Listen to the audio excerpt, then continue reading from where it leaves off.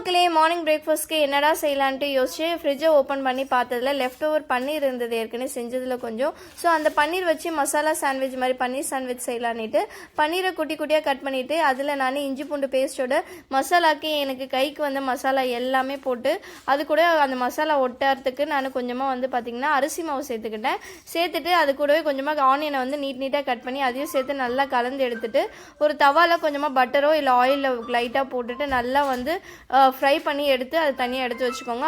நார்மலாக சாண்ட்விச் நம்ம எப்படி பண்ணுவோமோ அதே மாதிரி பார்த்திங்கன்னா ப்ரெட்டை எப்பவும் போல் பட்டர்லாம் கீழே நல்லா நல்லா ரெண்டு சைடும் டோஸ்ட் பண்ணிவிட்டு இப்போ கொஞ்சமாக கார்லிக் சாஸ் கார்லிக் மயோ இது அதுக்கு மேலே நம்ம பண்ணி வச்சுருக்க அந்த மசாலா பன்னீர் வச்சு மேலே கொஞ்சமாக துருண சீஸ் ஆப்ஷனல் தான். ஸோ நல்லா ரெண்டு சைடும் நல்லா டோஸ்ட் பண்ணிவிட்டு அடுப்பை ஸ்லோவாக வச்சு ஒரு 5 மினிட்ஸ் கழிச்சு பார்த்திங்கன்னா நம்மளோட பன்னீர் அதாவது மசாலா பன்னீர் சாண்ட்விச் ரெடி ஆகிடுச்சு.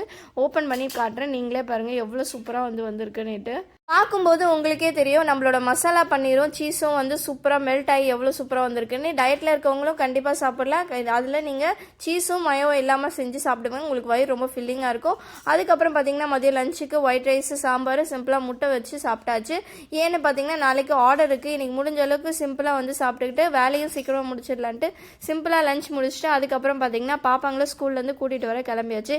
இந்த ஸ்னோ மெல்ட்டே ஆக மாட்டேங்குதுங்க, வெளியில் போகவே கடுப்பாக இருக்குது. நாளைக்கு